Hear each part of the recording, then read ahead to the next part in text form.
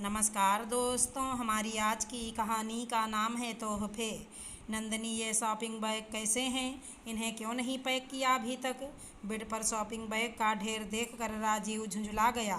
अरे, उन सबको अलग से पैक करना है, इसलिए अभी पैक नहीं किया। नंदनी कमरे में आई और एक बैग में रखने लगी। नंदनी और राजीव दिवाली की छुट्टियों में घर जा रहे थे। शादी के बाद दोनों की पहली दिवाली थी, तो नंदिनी ने सभी के लिए तोहफे खरीदे थे। ससुराल वालों के साथ उसने मायके के लिए भी तोहफे खरीदे थे।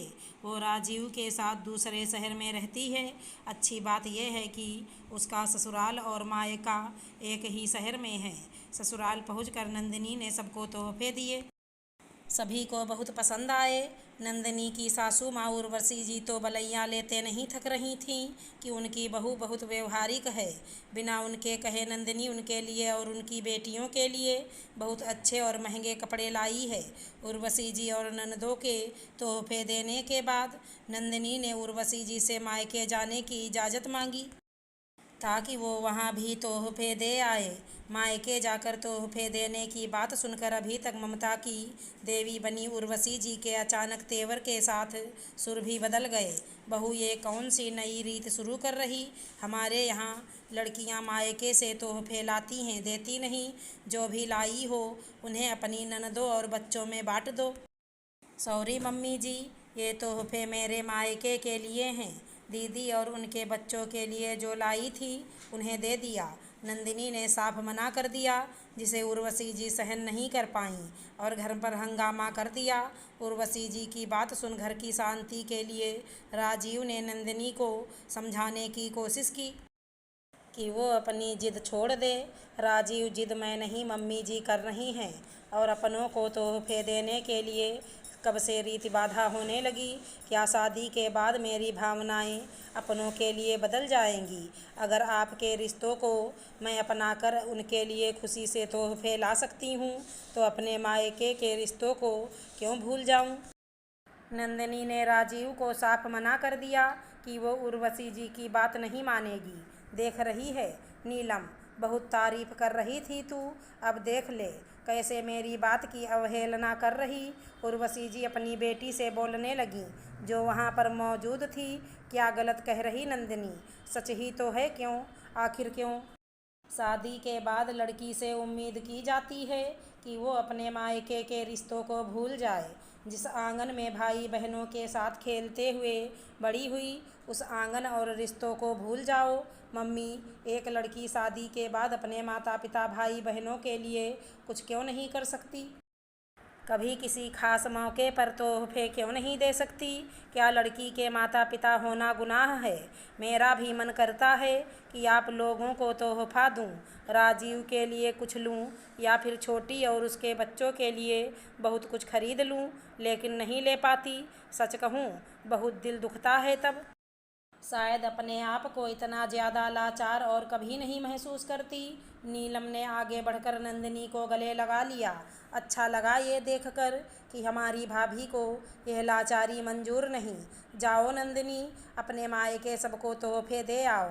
नीलम की बात सुन उर्वशी चुप हो गईं। एक लड़की जो आकर आपका पूरा परिवार पूरे मन से संभालती है, तो क्या हम लोगों का फर्ज नहीं बनता कि हम भी उसकी भावनाओं का सम्मान करें? नीलम उर्वशी का हाथ पकड़कर बोली। नीलम की बातों से उसका दर्द महसूस कर उर्वशी जी ने इशारे से राजीव को कहा कि नंदनी को मायके ले जाए। नमस्कार दोस्तों, हमारी आज की कहानी का नाम है शर्मिंदा।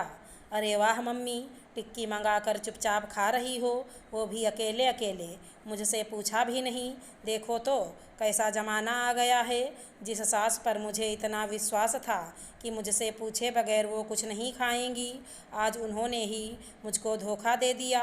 रागिनी ने अपनी सास मंजू से कहा तो मंजू मुस्कुराते हुए बोली, बहू, ये धोखा देना तो मुझे तूने ही सिखाया है। मैं पहले ऐसा कभी नहीं करती थी। तेरे ससुर घर में खाने की जो भी चीज़ लाते थे, मैं उसे रसोई में रख देती थी ताकि घर के सभी सदस्य उस चीज़ को मिल बाँट कर खा लें। सबके खाने के बाद ही मैं उस चीज़ को खाने के लिए हाथ लगाती थी। ऐसा करने से घर में एक दूसरे के प्रति प्यार और सम्मान बना रहता है।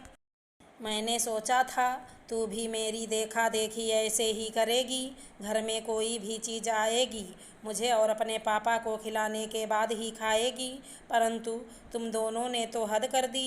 जिस बेटे को मैंने उसकी मनपसंद चीज़ें खिलाकर बड़े प्यार से पाला था और सोचा था बुढ़ापे में वो भी मुझसे पूछकर मेरी मनपसंद चीज़ लाकर मुझे खिलाएगा, लेकिन मेरी मनपसंद चीज़ें लाना तो दूर, वो मुझसे कभी कुछ खाने के लिए पूछता भी नहीं। ऑफिस से आने के बाद वो रोज़ाना कभी बर्गर, कभी समोसे, कभी रसगुल्ले तो कभी रसमलाई लेकर आता है। चुपचाप तेरे साथ खाकर बाहर घूमने चला जाता है। मुझे ये देखकर बड़ा दुख हुआ जब तू गलती से दरवाज़ा बंद करना भूल गई। राजेश के साथ चटखारे ले लेकर छोले भटूरे खा रही थी और हंसते हुए फ़ोन पर अपनी भाभी से कह रही थी, भाभी, मैं तो इनसे कहकर रोज़ाना नए नए व्यंजन मंगवा कर सास ससुर से छुपकर अपने कमरे में पति के साथ मज़े से खाती हूँ। तेरी बात सुनकर मुझे बेहद दुख हुआ था। जब मैंने ये बात राजेश के पापा को बताई तो वे मुस्कुराते हुए मुझसे बोले, बेटा बहू, यदि हमसे छुपकर कुछ खा लें तो कोई बात नहीं, परंतु यदि हमने उनसे छिपकर कोई चीज़ खा ली तो बहू बुरा मान जाएगी। मैं अभी तुम्हारे लिए ऑनलाइन टिक्की मंगाता हूँ, तुम देखना बहू का चेहरा कैसे उतर जाता है। फिर उन्होंने टिक्की का ऑर्डर दे दिया। मैं टिक्की खाने ही बैठी थी कि इतने में ही तू आ गई। सास की बात सुनकर रागिनी शर्मिंदा हो गई थी। तभी राजेश भी सास बहू की बात सुनकर वहीं पर आ गया था। रागिनी को शर्मिंदा देखकर वो अपने पापा से बोला, पापा, आपने हमें सबक सिखाने के लिए अच्छा किया। मैं मूर्ख था जो इसकी बातों में आकर सिर्फ अपने और इसके लिए खाने की चीज़ें लाता था। कभी ये नहीं सोचा कि माता पिता के लिए भी हमारे कुछ फ़र्ज हैं, जिन्होंने हमेशा हमारी पसंद का ख्याल रखा, हमें भी तो उनकी पसंद का ख्याल रखना चाहिए। उसके पापा उसे समझाते हुए बोले, बेटा, बहू तो पराई थी पर तू तो अपना था। तुझे अपने खाने से पहले अपनी मम्मी से ज़रूर पूछना था, क्योंकि वो तो कभी तुमसे पहले कोई चीज़ खाती ही नहीं थी। ये सुनकर राजेश शर्मिंदा होकर अपनी मम्मी से बोला, मम्मी जी, माफ़ कर दो, आगे से ऐसी गलती नहीं होगी। आज के बाद मैं आपके और पापा के खाने के बाद ही किसी चीज़ को हाथ लगाऊंगा। बस एक बार माफ़ कर दो, फिर देखना मैं कल से आप दोनों के लिए भी आपकी पसंद की चीज़ें लाया करूँगा। राजेश की बातें सुनकर उसकी मम्मी के चेहरे पर मुस्कान आ गई थी।